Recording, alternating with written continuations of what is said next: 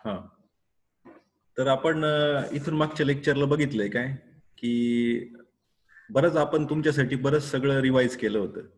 Already video lectures मध्ये आपण हे घेतलेलं आहे, पण तरी तुमच्यासाठी आपण रिवाइज केलं कारण थोडंसं महत्वाचं आहे आणि इथून पुढचं सगळं याच्यावर अवलंबून आहे, म्हणून मला परत रिपीट करावं लागलं आणि खास मुद्दाम होऊन मराठीत रिपीट केलं मी समजावं म्हणून. ठीक आहे, आता कुलम्स लॉ जो आहे ना, हा जो कुलम्स लॉ आहे हा सर्वात महत्वाचा लॉ आहे इलेक्ट्रोस्टॅटिक्स मध्ये. आपण मागच्या लेक्चरला बघितलं इलेक्ट्रोस्टॅटिक्स मध्ये दोन लॉज महत्वाचे, एक कुलम्स लॉ आणि गॉस लॉ. आणि मॅग्नेटोस्टॅटिक्स मध्ये दोन लॉज महत्वाचे, बायोट सॅवर्ट लॉ आणि एम्पियर सर्किटल लॉ. हे एवढं तुम्ही लक्षात ठेवा. ठीक आहे, तर इकडचा कुलम्स लॉ, इलेक्ट्रोस्टॅटिक्स मधला कुलम्स लॉ आणि मॅग्नेटोस्टॅटिक्स मधला बायोट सॅवर्ट लॉ, हे दोन्ही जवळपास सारखे आहेत. जवळपास सारखे आहेत म्हणजे टेक्निकली सारखे आहेत. ठीक आहे, कन्सेप्ट सारखे किंवा त्यांचे बेसिक्स सारखे. कुलम्स लॉ तुम्हाला फोर्स कॅल्क्युलेट करून देतो इलेक्ट्रोस्टॅटिक्स मध्ये, आणि बायोट सॅवर्ट लॉ तुम्हाला एच बार कॅल्क्युलेट करून देतो. ठीक आहे, आणि गॉस लॉ जो आहे तो गॉस लॉ, इकडचा जो गॉस लॉ आहे इलेक्ट्रोस्टॅटिक्स मधला, त्याच्या इक्विव्हॅलंट मॅग्नेटोस्टॅटिक्स मध्ये एम्पियर सर्किटल लॉ आहे. तर आपण बघूया गॉस कुलम्स लॉ. आणि कुलम्स लॉ लक्षात ठेवा, कुलम्स लॉ कशा कशावर डिपेंड आहे. कुलम्स लॉ तुम्हाला फोर्स कॅल्क्युलेट करून देतो दोन चार्जेस मधले. कोणते दोन चार्जेस? कुलम्स लॉ नेहमी पॉइंट चार्जेसवर काम करतो. पॉइंट चार्जेस, पॉइंट म्हणजे काय? एका पॉइंटला ज्यावेळेस सगळा चार्ज स्टोर असतो, असतो, म्हणजे ह्या पॉइंटच्या व्यतिरिक्त कुठंच चार्ज नाही. समजा 100 कुलम चार्ज आहे तुमच्याकडे, प्लस 100 कुलम चार्ज. ठीक आहे, Q is equal to 100 coulomb charge. तो सगळ्याच्या सगळा एका पॉइंटला प्रेझेंट जर असेल, समजा ह्या पॉइंटचे कोऑर्डिनेट्स आहेत 1, 0 आणि -3 समजा, तर आपण काय म्हणणार? This is a point charge. Y?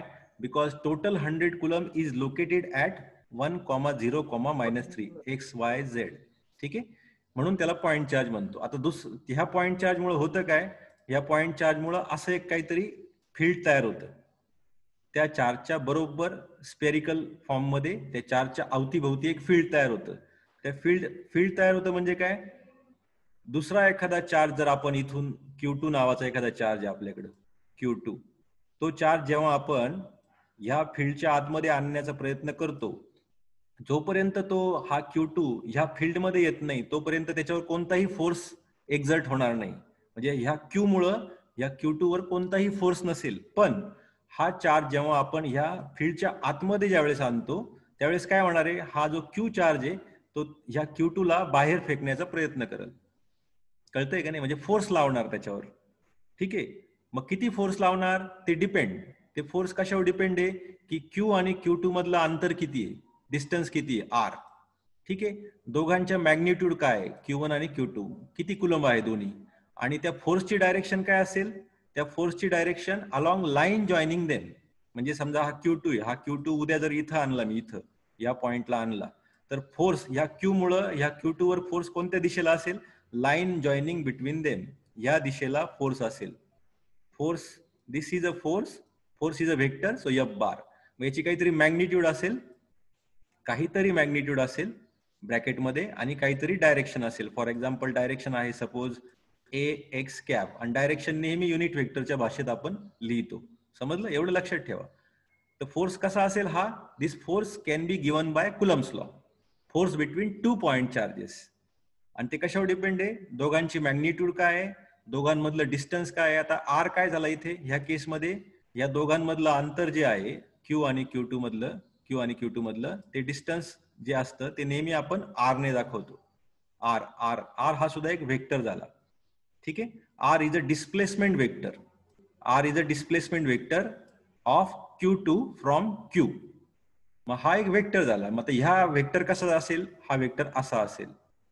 ठीक आहे, मग याचा युनिट व्हेक्टर काय असेल? ह्या आर बारला पण एक युनिट व्हेक्टर असेल का नाही? प्रत्येक व्हेक्टरला एक युनिट व्हेक्टर असतो, आणि युनिट व्हेक्टर नेहमी ए ने दाखवतो आपण, ए, small A.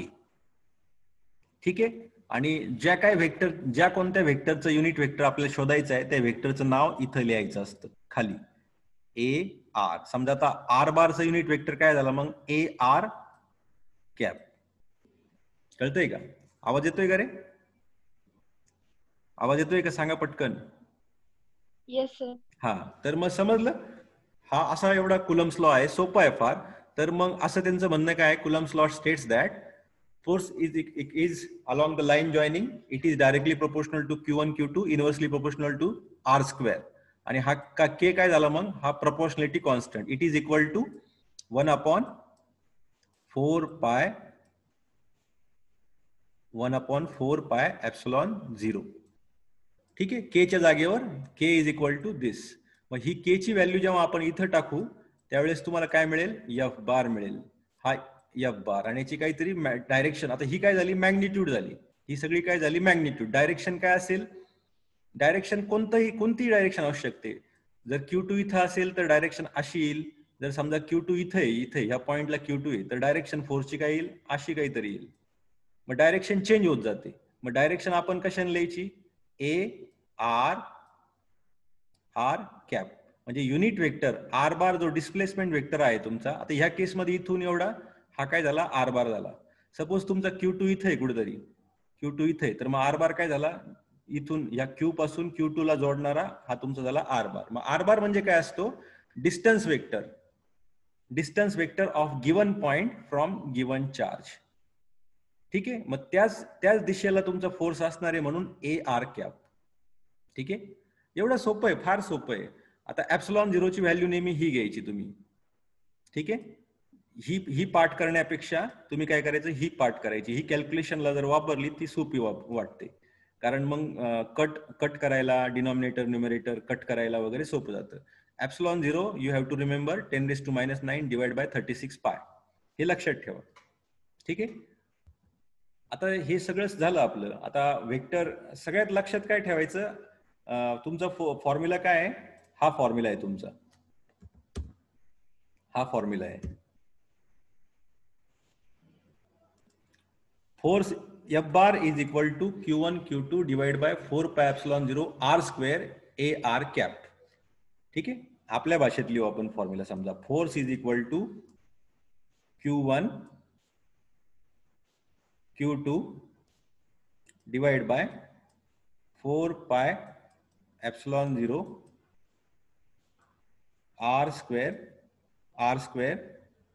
A R cap. हा फॉर्म्युला लक्षात ठेवा तुम्ही. Q1 Q2 divide by 4 pi epsilon 0 R square. तर ह्या ब्रॅकेट मध्ये काय झाली, F बारची मॅग्निट्यूड, आणि हा AR कॅप काय झाला, त्या F बारची डायरेक्शन. तर याच्यामध्ये काय काय दिलेलं असतं प्रॉब्लेम मध्ये, आपल्याला Q1 ची व्हॅल्यू दिलेली असते, Q2 ची दिलेली असते, 4 pi epsilon 0 आपला कॉन्स्टंट आहे, 4 pi तर कॉन्स्टंट आहे, आणि epsilon 0 काय 10⁻⁹ डिवाइड बाय 36 पाय. मग तुम्हाला शोधायचं काय असतं, R स्क्वेअर आणि AR कॅप. मग R स्क्वेअर आणि AR कॅप फक्त शोधायचं, एवढंच काम त्या कुलम्स लॉ मध्ये आहे. कळतंय का? मग आता आर स्क्वेअर कसा शोधणार आणि ए आर कॅप कसं शोधणार, ही दोन गोष्ट, ही एक गोष्ट आणि ही एक गोष्ट शोधायची. मग सगळ्यात आधी काय करायचं, आर बार शोधायचा. आर बार कसा शोधणार, तुमच्या दिलेल्या चार्ज पासून, दिलेल्या समजा Q आहे तुमचा आणि तिथं तुमचा Q2 आहे समजा, या दोन चार्जेस मधलं जे डिस्टन्स आहे ते आपण आर बारने दाखवतो असं, आणि ह्याच आर बारच्या दिशेला तुमचा फोर्स असतो. कळतंय, एवढं सोपं गणित आहे याच्यामध्ये. आणि ए आर कॅप काय झाला मग तुमचा, हा आर बार कसा शोधणार, सगळ्यात पहिल्यांदा सांगा. जर ह्या पॉइंटचे कोऑर्डिनेट्स तुम्हाला माहित असतील आणि ह्या पॉइंटचे जर कोऑर्डिनेट्स तुम्हाला माहित असतील, तर सेकंड हा तुमचा काय झाला, फर्स्ट पॉइंट, हा झाला तुमचा second point. Second point coordinates minus first point coordinates, it will give you R bar. तुम्हाला माहिती वेक्टर कसा काढायचा, वेक्टर इथून इथून सुरू झालाय आपला वेक्टर, आणि आर बार इथं संपलाय, म्हणजे हा तुमचा दुसरा पॉइंट झाला आणि हा फर्स्ट पॉइंट झाला. So second point coordinates minus first point coordinates will give you R bar. इतकं सोपं आहे. आता आर बार एकदा मिळाला, मग तुम्हाला मॅग्निट्यूड कशी मिळणार, आर बार तुम्हाला मिळाला. ठीक आहे, मग मॅग्निट्यूड कशी मिळणार, तुम्हाला माहिती, magnitude of R bar is equal to square root first component square plus second component square plus third component square. म्हणजे या आर बार जो काय असेल त्याच्या मॅग्निट्यूडचा स्क्वेअर घ्यायचा, ऍडिशन करायची, स्क्वेअर रूट काढायचं. ते मॅग्निट्यूड जी काय येईल ती इथं पुट करून द्यायची, आर स्क्वेअरच्या जागेवर, आरच्या जागेवर स्क्वेअर पुट करायची, आर स्क्वेअर करून घ्यायचा. आता राहिला प्रश्न फक्त डायरेक्शनचा, AR कॅप कसा मिळवायचा. तुम्हाला जर व्हेक्टर माहित असेल आणि त्याला त्याच्या मॅग्निट्यूडने जर डिवाइड केलं तर तुम्हाला माहिती नेहमी काय मिळतं मग अशा वेळेस. एखाद्या वेक्टरला त्याच्या मॅग्निट्यूडने जर डिवाइड केलं तर तुम्हाला त्या वेक्टरचा युनिट वेक्टर मिळतो. इतकं सोपं आहे बघा. म्हणजे आर बार कसा मिळाला, दोन्ही कोऑर्डिनेट जर माहित असतील, दोन्ही पॉइंटचे कोऑर्डिनेट्स, तर ते एकमेकांमधून वजा केल्यानंतर वेक्टर मिळतो, तो आर बार असतो. आर बारची मॅग्निट्यूड कशी मिळवायची, स्क्वेअर रूटने करायची, आणि त्याचा युनिट वेक्टर कसा मिळवायचा, आर बारचा divide vector by its magnitude. तुम्हाला AR कॅप मिळून जाईल. मग आता आर इथं टाकला आणि AR कॅप इथं टाकला, बाकीचं दिलेलंच असतं Q1 Q2 4πε0, मिळाला तुम्हाला फोर्स. इतकं सोपं आहे ते. तर आपला व्हिडिओ बघा. आता याच्यानंतर फोर्स एकदा मिळाला ना आपल्याला, तर इलेक्ट्रिक फील्ड इंटेन्सिटी काय प्रकार असतो रे. समजा तुमचा हा चार्ज आहे, तुमचा हा Q1 आहे आणि हा Q2 आहे, ठीक आहे. आणि आपल्याला विचारलं की बाबा दोन्ही पॉइंट चार्जेस आहेत, म्हणजे एकाच पॉइंटला.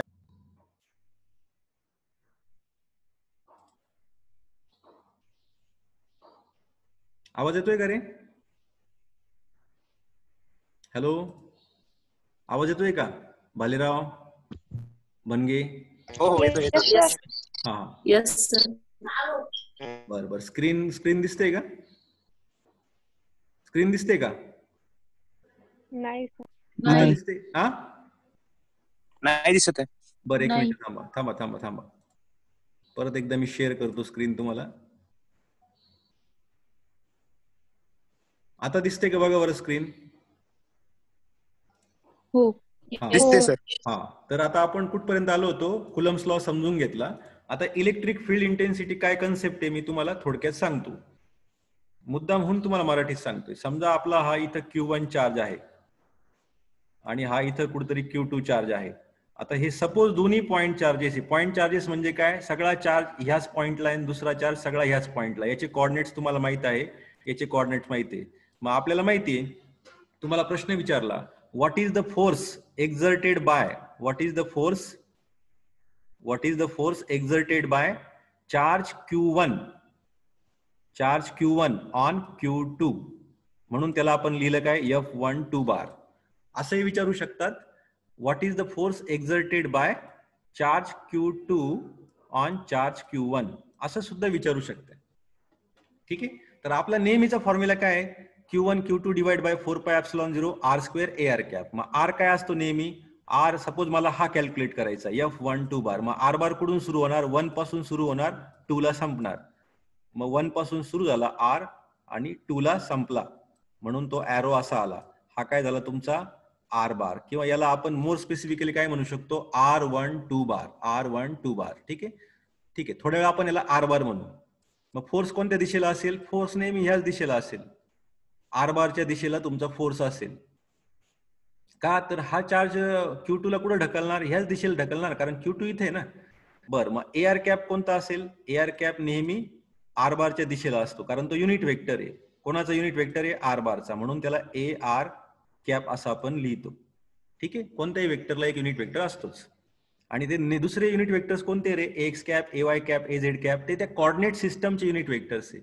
सिलेंड्रिकलचे युनिट वेक्टर्स कोणते, AR cap, AFy cap, AZ cap. स्पेरिकलचे युनिट वेक्टर्स कोणते, स्पेरिकल कॉर्डिनेट सिस्टमचे, AR cap, Aθ cap, Aφ cap, ठीक आहे. आता हा झाला तुमचा फोर्स. हा फोर्स झाल्यानंतर तुमच्या एक लक्षात येईल काय, की आता इलेक्ट्रिक फील्ड इंटेन्सिटी हा नवीन काय कन्सेप्ट आहे. काय कन्सेप्ट नवीन नाहीये, तोच कन्सेप्ट आहे. फोर्स म्हणजेच तुमची इलेक्ट्रिक फील्ड इंटेन्सिटी असते. हा फोर्स जो आहे ते म्हणजेच तुमची इलेक्ट्रिक फील्ड इंटेन्सिटी असते. फक्त फरक काय, तुमच्या फोर्सला त्या चार्जने जर डिवाइड केलं, समजा आपल्याला Q1 ची इलेक्ट्रिक फील्ड इंटेन्सिटी कॅल्क्युलेट करायची, Q1 मुळे तयार झालेली, मग आपण इथं डिवाइड कशाने करायचं, Q1 ने करायचं. ही झाली तुमची काय, इलेक्ट्रिक फील्ड इंटेन्सिटी. कोणामुळं, चार्ज Q1 मुळे, म्हणून त्याला मी E1 बार म्हटलो, ठीक आहे. जर मी तुम्हाला विचारलं Q2 मुळे इंटेन्सिटी किती, Q2 मुळे, तर मी काय करल, E2 बार Q2 मुळे, E2 bar is equal to F bar divide by Q2. बस. आता बघा या दोन्ही फॉर्म्युल्यामध्ये तुमच्या लक्षात येईल ई बार हा वेक्टर आहे आणि एफ बार वेक्टर आहे. हा Q1 काय आहे? स्केलर. म्हणजे एफ बारची जी काही डायरेक्शन असेल तीच याची E1 बारची डायरेक्शन असेल. म्हणजे एफ बारच्या फॉर्म्युल्यामध्ये जे AR कॅप असतं ना आपलं AR कॅप, ती जी डायरेक्ट AR कॅप कोणाची डायरेक्शन असते? एफ बारची. मग तीच एफ बारची डायरेक्शन आता याची पण डायरेक्शन असेल. म्हणजे इलेक्ट्रिक फील्ड इंटेन्सिटी काय आहे? It is nothing but force per unit charge. एवढं लक्षात ठेवा, फोर्स पर युनिट चार्ज. ठीक आहे, म्हणजे फोर्सला चार्जने डिवाइड करा, इलेक्ट्रिक फील्ड इंटेन्सिटी मिळून जाईल. म्हणजे वेगळा कोणताही फॉर्म्युला नाही. बघा इथं फॉर्म्युला दिलाय, E bar is equal to F bar divide by Q. बस एवढंच गणित आहे, काहीच फरक नाही. मग तुम्हाला प्रॉब्लेम मध्ये काय देतात? प्रॉब्लेम मध्ये देतील तुम्हाला काय करतील? प्रॉब्लेम मध्ये Q1 ची व्हॅल्यू देतील, Q2 ची देतील आणि विचारतील का या Q1 चे कोऑर्डिनेट्स असे आहेत, Q2 चे असे आहेत. ठीक आहे, तर मग इलेक्ट्रिक फील्ड इंटेन्सिटी कॅल्क्युलेट करा किंवा फोर्स कॅल्क्युलेट करा. मग तुम्हाला आर बार शोधायचा असतो आणि AR कॅप शोधायचा असतो. बाकीचं सगळं दिलेलं असतं, फक्त तुम्हाला आर बार शोधायचा. आर बार कसा शोधायचा?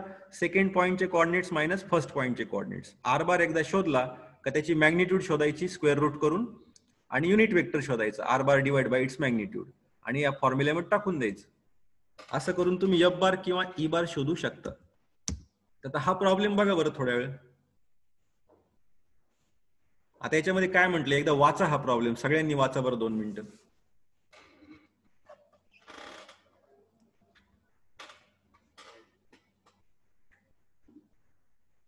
प्रॉब्लेम सगळ्यांनी वाचा आणि समजतोय का फक्त एकदा बघा, स्क्रीनवर बघा, सगळ्यांनी बघा, वेळ घालू नका, वेळ फार कमी आहे आपल्याकडे.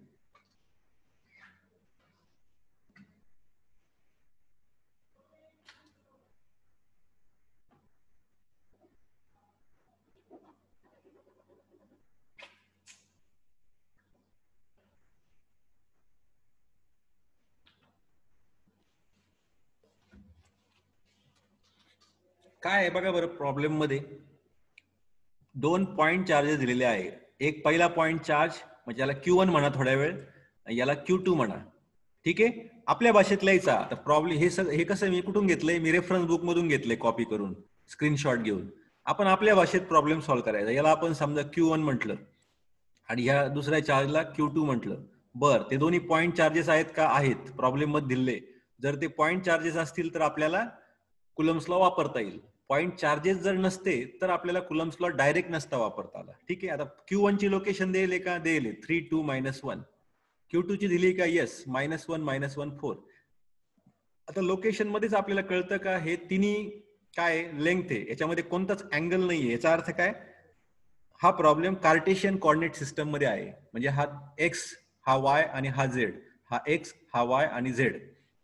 आणि तुम्हाला काय विचारलंय? Calculate electric force on 10 nano coulomb charge. म्हणजे आता हा तिसरा चार्ज दिलाय तुम्हाला. कोणता दिलाय हा तिसरा चार्ज? सपोज याला मी म्हटलो Q3. ठीक आहे, त्याची लोकेशन पण दिली 0 3 1. आणि तुम्हाला काय सांगितलंय? फोर्स कॅल्क्युलेट करा आणि इलेक्ट्रिक फील्ड इंटेन्सिटी म्हणजे ई बार कॅल्क्युलेट करा. काय विचारलंय तुम्हाला? Q1 Q2 दिलाय, 2 पॉइंट चार्जेस दिलेत Q1 आणि Q2. आणि ह्या दोघांमुळं, या 2 चार्जेसमुळं Q3 वर किती फोर्स असेल? Q1 आणि Q2 मुळे Q3 वर किती फोर्स असेल आणि ई बार काय असेल? आणि लोकेशन दिलेले आहेत. सपोज आता तुमचा Q1 इथं आहे, Q1, आणि हा इथं Q2 आहे सपोज. या दोघांच्या लोकेशन आहेत. आणि इथं कुठेतरी Q3 आहे तुमचा प्रॉब्लेम मधला. आता मला सांगा Q1 मुळे काय होणार आहे? Q1 मुळे Q3 वर फोर्स असा असेल, असा ह्या दिशेला जाईल. आणि Q2 मुळे, हा Q2 इथे सपोज, आणि Q2 मुळे फोर्स कसा असेल Q3 ला? असा इकडे असेल. म्हणजे Q1 जो आहे या Q3 ला इकडे लोटेल आणि हा Q2 Q3 ला ह्या दिशेला लोटेल.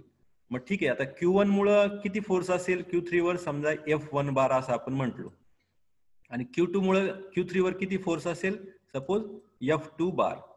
ठीक आहे, मग आता आपल्याला काय विचारले त्यांनी? का टोटल फोर्स विचारलाय. Q1 आणि Q2 दोघांमुळं Q3 वर किती फोर्स असेल? मग टोटल फोर्स काय झाला? F bar is equal to F1 bar plus F2 bar. किती सोपं आहे बघा. पहिल्या चार्जमुळे किती फोर्स आहे F1, तो सेपरेट कॅल्क्युलेट करून घ्या. सेकंड चार्जमुळे Q3 वर किती फोर्स आहे F2, मग तो सेपरेट कॅल्क्युलेट करून घ्या. ठीक आहे, सेपरेट कॅल्क्युलेट करून झालं का आता तुम्हाला काय विचारलंय, फोर्स मिळाला. आता फोर्स नंतर इलेक्ट्रिक फील्ड इंटेन्सिटी विचारली, मग ती कशी मिळवायची? फॉर्म्युला काय आहे? Electric field intensity is equal to force per unit charge. म्हणजे टोटल फोर्स जो तुम्हाला मिळाला तो इथं लिहा आणि डिवाइड बाय तुमचा Q3 चार्ज, ज्याच्यावर इलेक्ट्रिक फील्ड इंटेन्सिटी शोधायची तो. मग Q3 ची व्हॅल्यू जी काय असेल ती इथं लिहिली आपण. समजलं का? हा टोटल फोर्स इथं टाकला आणि Q3 ची व्हॅल्यू इथं लिहिली. अशा पद्धतीने हा इथं सोडवलाय बघा. आता ह्या रेफरन्स बुक मधली जी स्क्रीनशॉट तुम्हाला दिसतंय हे त्यांनी काय केलंय, एकत्र करून सोडवलंय. आपण काय करायचं, असं नाही करायचं. आपण F1 बार सेपरेट कॅल्क्युलेट करून घ्यायचा आधी. F1 बारचा फॉर्म्युला काय तयार होईल रे, सांगा बरं तुम्ही. तुमचा ऑडिओ चालू करा कोणीतरी. हा सांगा बरं. दिघे, कोल्हे, जोंधळे, कासार, मगर, सांगा ना. F1 बार काय आहे? Q1 मुळे Q3 वर तयार झालेला फोर्स. आणि F2 बार काय आहे? Q2 मुळे Q3 वर तयार झालेला फोर्स. मग F1 बारचा फॉर्म्युला कसा लिहायचा सांगा बरं. Q1 into Q3. ठीक आहे ना. F1 काय? Q1 मुळे Q3 वर झालेला force divide by 4 pi epsilon 0. आता मला लिहिता येत नाही, तुम्ही समजून घ्या. 4 pi epsilon 0 divide by R square. आता आपण काय म्हणायचं, याला आपण असं करू, याला असं म्हणायचं R1 बार म्हणा. याला काय म्हणा R1 बार. आणि याला काय म्हणायचं R2 बार. हा काय आहे? डिस्टन्स वेक्टर आहे, डिस्प्लेसमेंट वेक्टर किंवा पोझिशन वेक्टर याला म्हणतात. कोणाचा? Q3 चा पोझिशन वेक्टर किंवा डिस्प्लेसमेंट वेक्टर काय? R1 बार. कोणापासून? Q1 पासून. R2 बार काय? पॉइंट Q2 चा, Q3 चा डिस्टन्स वेक्टर किंवा डिस्प्लेसमेंट वेक्टर Q2 पासूनचा. ठीक आहे. मग AR1 कॅप काय आलं? हा छोटा युनिट वेक्टर. AR2 कॅप काय झाला? हा छोटा युनिट वेक्टर. तर इथं फॉर्म्युला काय होईल मग? F1 bar is equal to Q1 into Q3 divide by 4 pi epsilon 0 R1 square into ही काय झाली मॅग्निट्यूड. आता डायरेक्शन काय? AR1 cap. बघा F1 बार मिळाला, हा F1 बार मिळाला. आता मला F2 बार सांगा बरं. हा F2 बार. आवाज, ऑडिओ चालू करा कोणीतरी. Hello hello. अरे मालुंसकर, मगर, पवार. Q2 into Q3. हा सांगा बरं, पटकन सांगा. F2 बार काय असेल formula? Q2 into Q3 divided by 4 pi divide by 4 pi R2 square नाही into divide by 4 pi epsilon 0 epsilon 4 pi epsilon 0 R2 square into direction काय मग? A R2 cap. Correct, AR2 cap. आता मला सांग बरं Gauri, AR1 cap कसं मिळवणार तू? AR1 cap, हा जो AR1 कॅप दिसतोय ना, ते कसं मिळणार तुला बरं? R1 बार कसं मिळेल? कोऑर्डिनेट्स Q1 चे आणि Q2 सबट्रॅक्शन. हा बघ, Q3 चे कोऑर्डिनेट्स मायनस Q1 चे कोऑर्डिनेट्स. हा तुम्हाला काय देईल? R1 बार देईल. आणि R2 बार कसा मिळेल सांग बरं? Q2 आणि Q3 चे कोऑर्डिनेट्स. नाही R2 बार कसा मिळेल?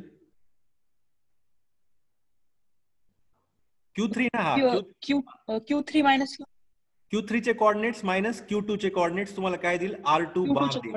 आहे की नाही? असं करून हा प्रॉब्लेम तुम्हाला सुटेल. आता ह्या तुम्ही काय करायचं, F1 बार सेपरेट कॅल्क्युलेट करायचा, F2 बार सेपरेट कॅल्क्युलेट करायचं आणि मग ऍडिशन करायची. या रेफरन्स बुक मध्ये काय केलं त्यांनी, मिक्स केलंय सगळं. तसं केलं तरी चुकीचं नाहीये, पण मग एवढं गडबड गोंधळ नको याच्यामध्ये सोडवताना, चुकायला नको.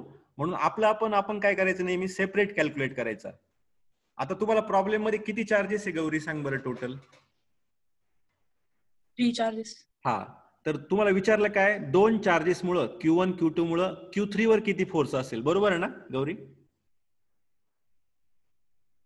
हॅलो. हो. हा, आता असं जर प्रॉब्लेम मध्ये विचारलं का टोटल चार्जेस तुमच्या सिस्टीम मध्ये टोटल, आता इथं 2 चार्जेस होते, या दोघांमुळे किती फोर्स इथं, असं होईल. तिसरा चार्ज इथं येईल Q4, इथं Q5 असेल. Q5 समजा असा. आता समजा तुमच्या Q1, Q2, Q3, Q4 असे 5-6 चार्जेस दिले आणि सगळ्यांमुळे ह्या चार्जवर किती, मग त्यावेळेस काय करायचं, F1 bar plus F2 bar plus F3 bar plus F4 bar and so on, असं एक एक फोर्स सेपरेटली कॅल्क्युलेट करायचं. आता इथे ह्या प्रॉब्लेम मध्ये 2च चार्जेस दिलते आणि दोघांमुळे तिसऱ्यावर किती फोर्स असं विचारलंय.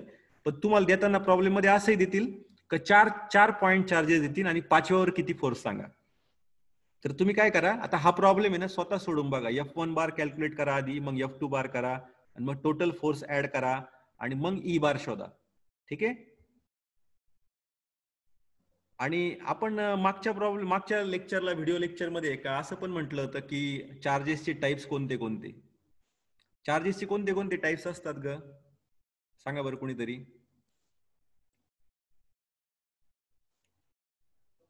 दिव्या बरके. हा, कोणते कोणते चार्जेस आहे